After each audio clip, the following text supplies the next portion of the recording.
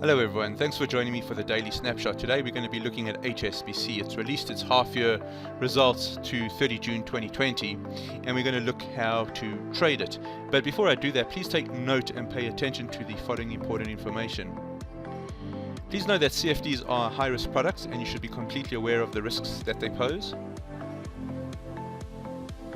Also, please realize that this is general commentary only and does not constitute investment advice. And lastly, our sources of information.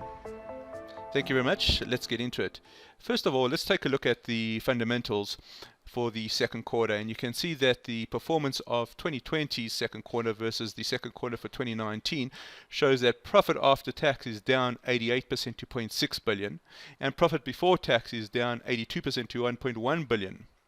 And when we take a look at the second quarter versus the first quarter of 2020, we still see a poor performance with profit after tax down 75% to 0.6 billion and profits before tax down 66% to 1.1 billion. The outlook for 2020 still remains challenging. Lower yields and reduced customer activity are expected to pressure the bank's revenue going forward, and there is a high degree of uncertainty. HSBC is based in the UK, but a majority of its profits come from Asia.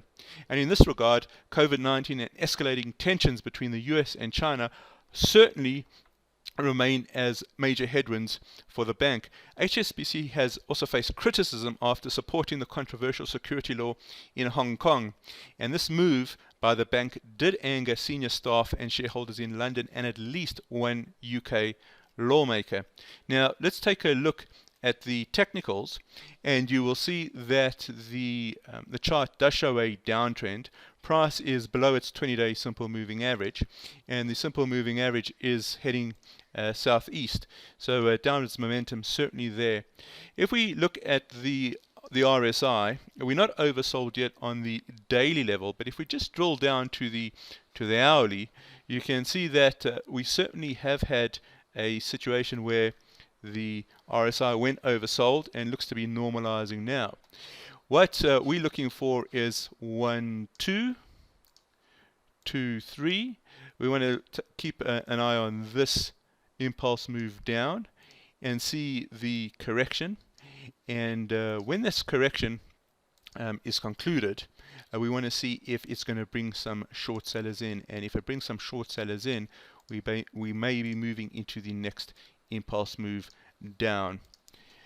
Let's just take a look at some of the key takeaways before we conclude. And here you can see that HSBC's half-yearly results have shown a big plunge in profit. The outlook for the rest of 2020 is uncertain. Significant headwinds remain, particularly regarding COVID-19 and the geopolitical escalation between the US and China.